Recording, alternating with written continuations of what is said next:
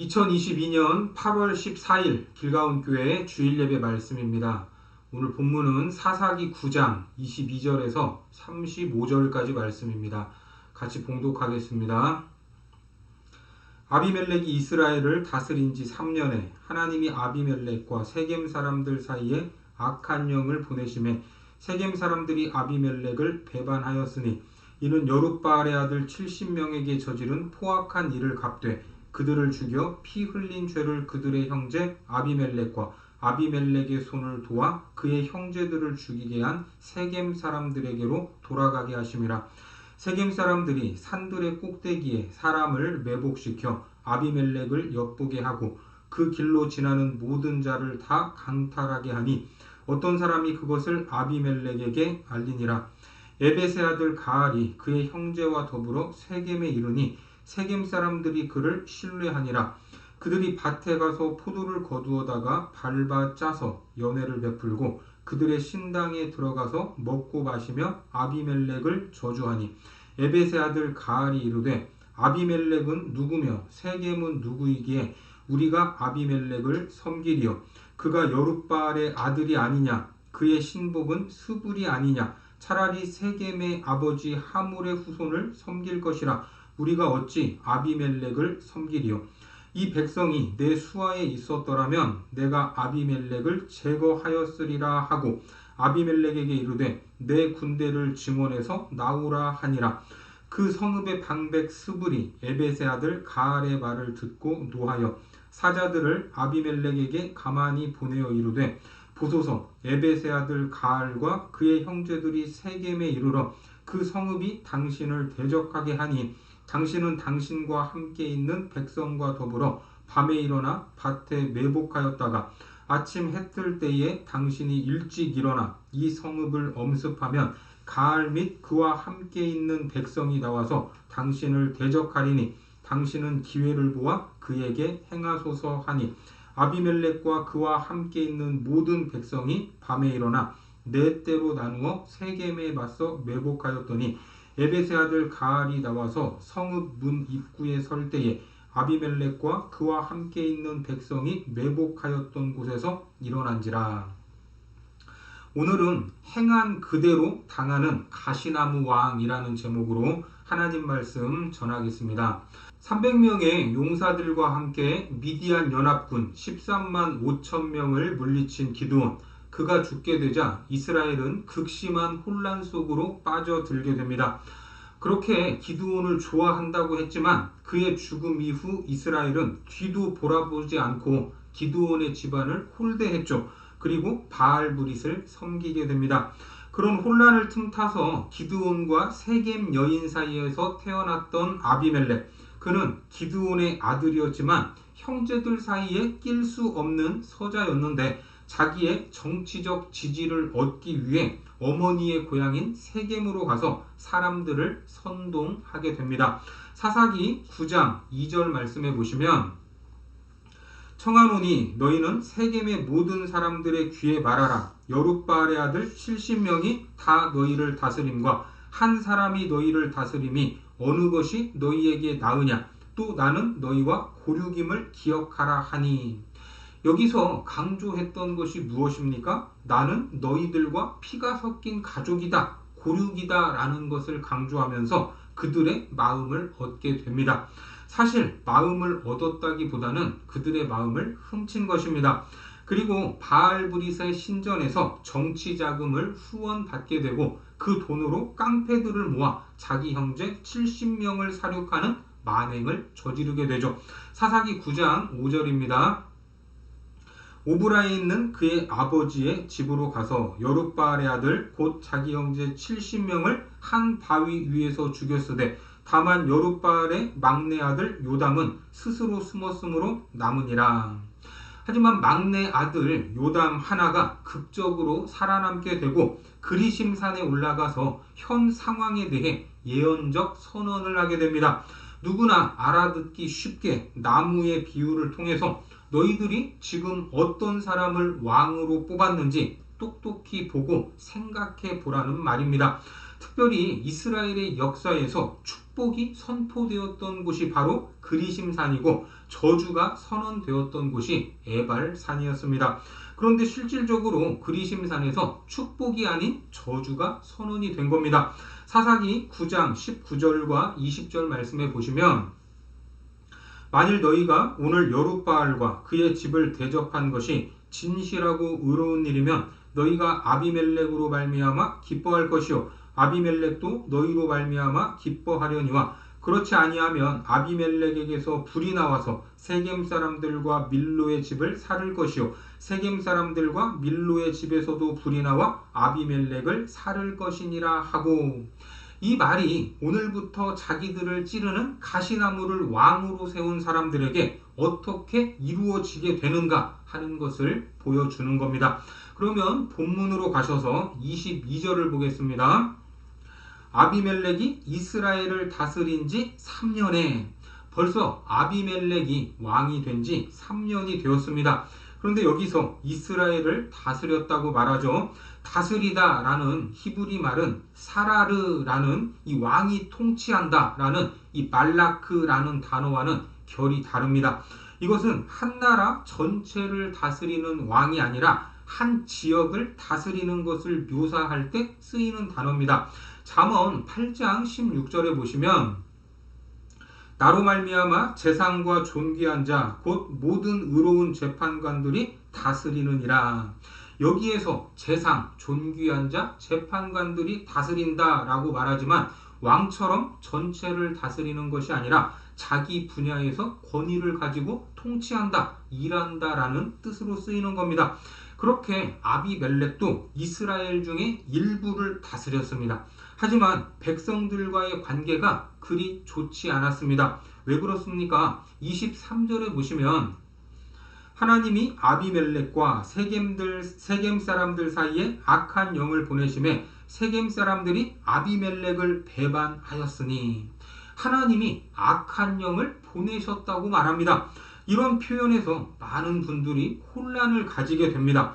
그러면 하나님이 악한 영들을 뒤에서 조종하시는 분인가? 결론은 그렇지 않습니다.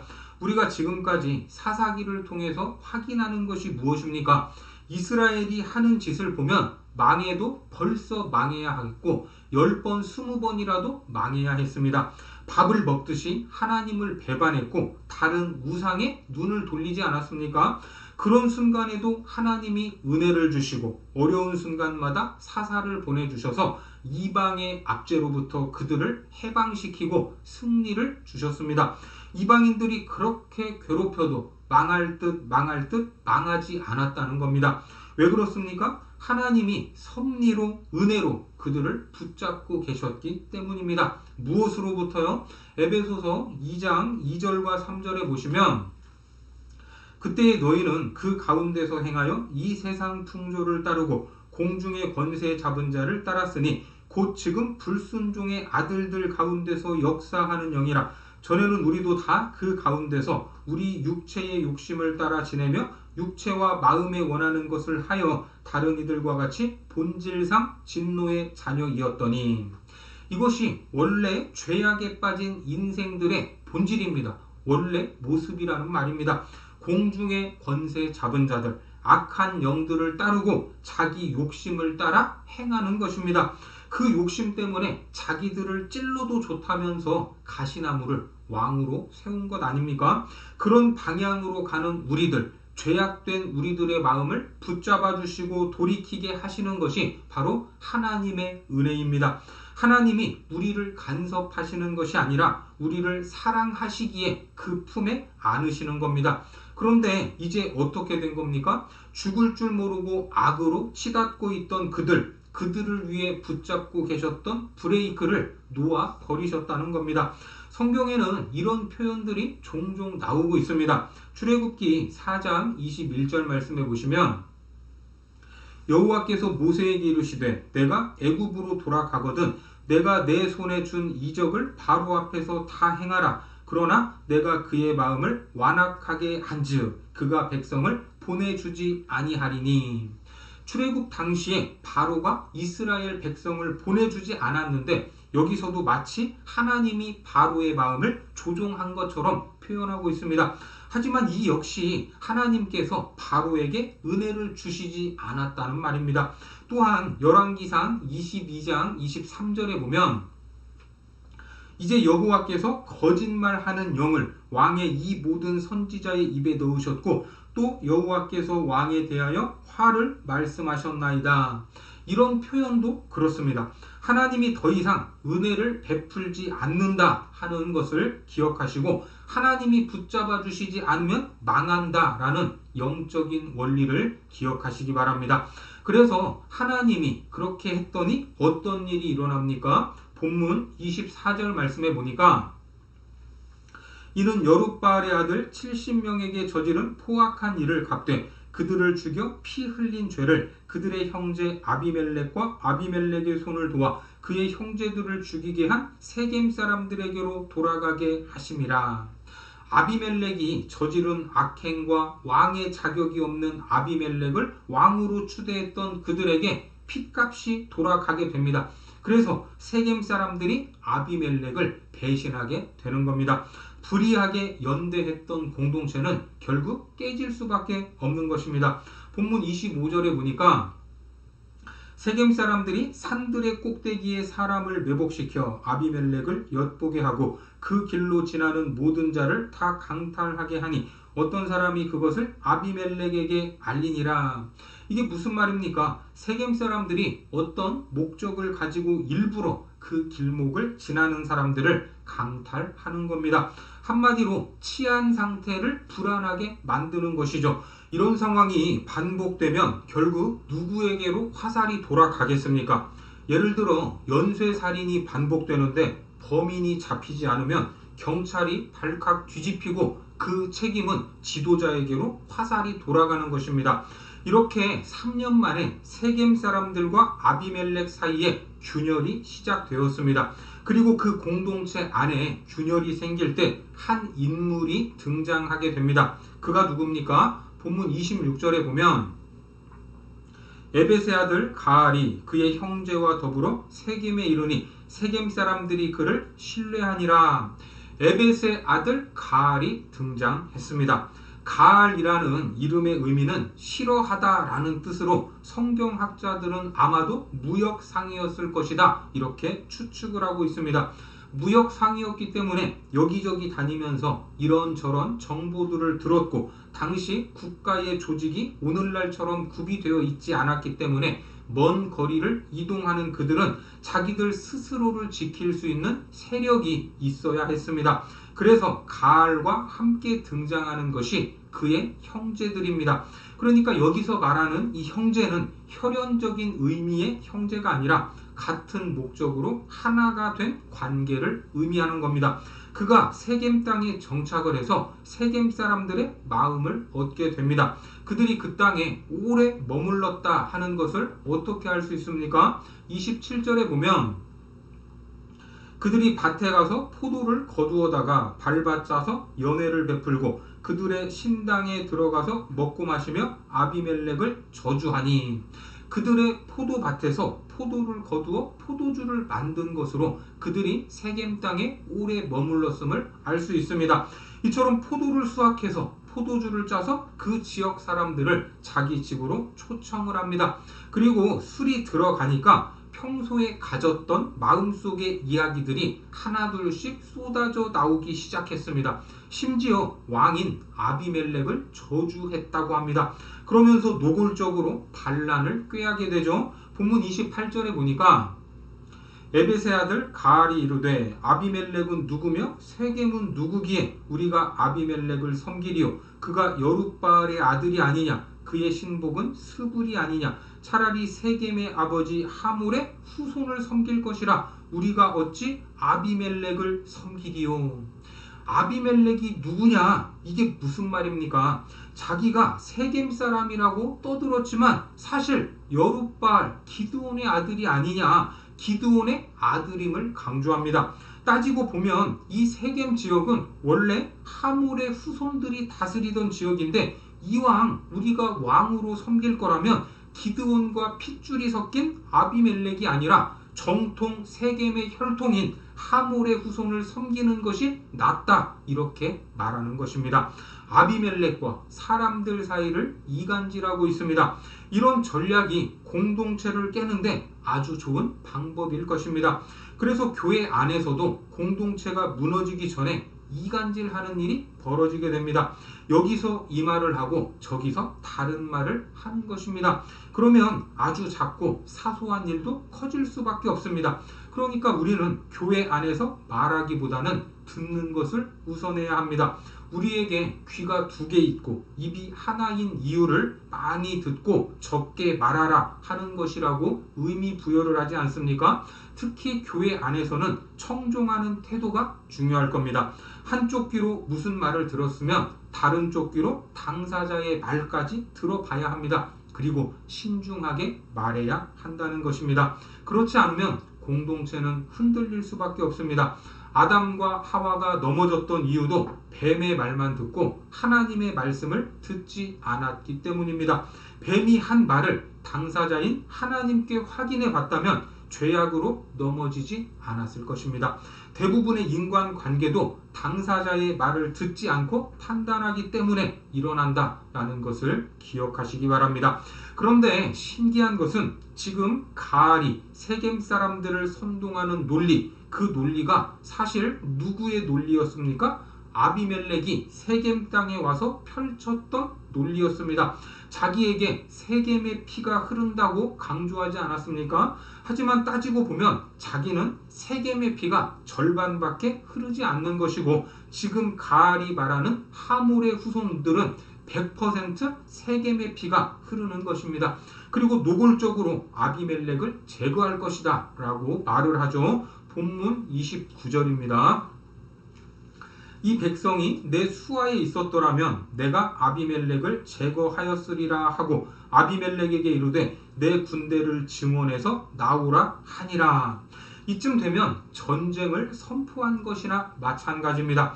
가알의 반역의 음모가 무르익고 있지만 사실 권력자들은 곳곳에 심어놓은 사람들이 많이 있기 때문에 안테나가 높습니다. 어디에서 무슨 일이 일어나는지 다 보고받고 있지 않습니까? 성읍의 방백, 집권층이었던 스불이 이 말을 듣게 되고 아비멜렉에게 이 사실을 알리게 됩니다. 본문 30절에서 33절까지를 보겠습니다. 그 성읍의 방백 스불이 에벳의 아들 가알의 말을 듣고 노하여 사자들을 아비멜렉에게 가만히 보내어 이르되 보소서 에벳의 아들 가알과 그의 형제들이 세겜에 이르러 그 성읍이 당신을 대적하게 하니 당신은 당신과 함께 있는 백성과 더불어 밤에 일어나 밭에 매복하였다가 아침 해 뜰 때에 당신이 일찍 일어나 이 성읍을 엄습하면 가알 및 그와 함께 있는 백성이 나와서 당신을 대적하리니 당신은 기회를 보아 그에게 행하소서 하니. 아무리 악한 왕이라도 거기에 붙어서 권력과 부를 누리는 사람들이 있기 때문에 스불은 공을 세우고 싶었던 것입니다. 그래서 급습하라고 하죠. 반역의 세력을 모두 다 잠재울 수 있는 기회라고 말합니다. 여러분, 세상이 돌아가는 모습을 보면 어떻습니까? 지극히 자기 이익에 따라 이해관계를 가지고 움직이는 것입니다. 정치 지도자들이 떠드는 말을 듣고 자기 이익을 지켜줄 수 있을 것처럼 여긴다면 선거 때 그들을 찍어주겠죠. 그렇게 찍어줬다가도 자기 생각과 이익에 반하게 되면 얼마든지 등을 돌리는 것입니다. 이것이 가시나무의 나라, 세상 나라의 특징입니다. 예수님을 십자가에 못 박을 때 빌라도와 헤롯이 친구가 되었습니다. 이 사람들은 원래 경쟁 관계에 있는 원수들이었습니다. 누가복음 23장 12절에 보시면 헤롯과 빌라도가 전에는 원수였으나 당일에 서로 친구가 되니라. 얼마든지 자기들의 이익이 된다면 원수지간이라도 잠시 손을 잡을 수 있고 함께 마음이 맞았다고 해도 다시 원수가 되는 곳, 그곳이 바로 가시나무가 왕이 되어 다스리는 세상 나라인 것입니다. 그래서 예수님은 빌라도의 신문을 받으시면서 이렇게 말씀하셨습니다. 요한복음 18장 36절에 보면 예수께서 대답하시되 내 나라는 이 세상에 속한 것이 아니니라. 만일 내 나라가 이 세상에 속한 것이었더라면 내 종들이 싸워 나로 유대인들에게 넘겨지지 않게 하였으리라. 이제 내 나라는 여기에 속한 것이 아니니라. 예수님은 예수님의 나라가 이 세상 나라에 속한 것이 아니라고 하십니다. 왜요? 헤롯과 빌라도는 그들이 믿고 의지하는 돈과 권력, 힘 때문에 손을 잡았지만 하나님의 나라는 그것을 의지하지 않는 나라이기 때문입니다. 하나님의 나라는 분명히 세상과 다른 나라인데 안타까운 것은 교회에서 세상적인 힘을 달라고 하는 아이러니한 일들이 벌어지고 있다는 겁니다. 물론 부와 권력, 힘이 필요합니다. 하지만 하나님께서 그것을 주실 수도 있고 안 주실 수도 있다는 것입니다. 그런데 그것을 주지 않으면 하나님을 원망하고 하나님을 떠나기도 합니다. 그래서 뭔가 앞뒤가 맞지 않는 그런 느낌이 있다는 것입니다. 우리는 가시나무가 왕인 세상 나라의 것을 구하기 전에 하나님 나라의 백성으로서 예수님을 만난 깊은 기쁨과 감격이 있어야 합니다. 이것을 모르면, 이것을 누리지 못하면 기독교인으로서 사는 것이 무엇인지 모르는 것입니다. 돈이 없어서 삶에 자신감이 없을 수도 있고, 자녀가 별 볼 일이 없어서 말도 못하고, 변변치 않은 직장 때문에 친구들을 만나지도 못하고 위축될 수도 있을 것입니다. 그럼에도 우리는 하나님을 향한 우리의 시선을 세상 나라로 돌릴 수 없습니다. 하박국 선지자의 고백처럼 나는 여호와 구원의 하나님으로 인해 즐거워하고 기뻐할 수 있다. 이러한 고백이 우리 삶에 넘치기를 바랍니다. 하나님은 우리가 배신할 때도 버리지 않으셨고 다시 부르시는 분입니다. 그리고 우리가 도망쳤을 때는 우리를 찾아오시는 분입니다. 나도 나를 모르고 믿지 못하는데 하나님께서 그런 나를 이렇게 사랑하시고 은혜를 베풀어 주신다면 그분을 믿지 못할 이유, 신뢰하지 못할 이유가 없을 것입니다. 우리 안에 이러한 믿음과 영적인 자신감이 있어야 합니다. 하나님이 우리의 힘이요 그분의 은혜가 내 인생을 이끌어 가신다 하는 것을 믿으시기 바랍니다. 하나님이 은혜를 거두시면 세상 나라는 스스로 무너지게 되어 있습니다. 혈연을 기반으로 왕이 된 아비멜렉은 그 혈연 때문에 공격을 당하고 그에게 돈을 댔던 바알 신당에서 저주가 쏟아졌습니다. 자기가 한 방법 그대로 자기가 무너지고 있는 것입니다. 예수님께서도 마태복음 26장 52절에서 이렇게 말씀하셨죠. 이에 예수께서 이르시되 내 칼을 도로 칼집에 꽂으라. 칼을 가지는 자는 다 칼로 망하느니라. 힘의 논리로 일어선 자들은 반드시 그 논리로 망한다는 말씀입니다. 하나님이 손대지 않아도 망할 수밖에 없는 곳이 가시나무 왕이요 세상 나라입니다. 오늘 이 영적인 원리를 기억하셔서 우리의 가정, 우리의 교회, 우리 민족이 하나님의 통치와 섭리 가운데에 운영되기를 바랍니다. 또한 우리 안에서 끊임없이 싹트고 고개를 드는 나쁜 욕망과 죄악의 본성들이 하나님의 은혜로 덮여서 사그라지고 하나님 나라의 원리로 살아가는 것을 영적인 자신감으로 여기며 힘있게 살아가는 거룩한 자녀들이 되시기를 주님의 이름으로 축원합니다. 기도하겠습니다. 하나님, 우리가 구원받고 살아가는 세상 나라는 힘의 논리와 이해관계로 맺어지는 곳임을 보게 됩니다. 하지만 하늘 백성으로 살아가는 우리는 세상에 속하지 않고 구별되기를 원합니다.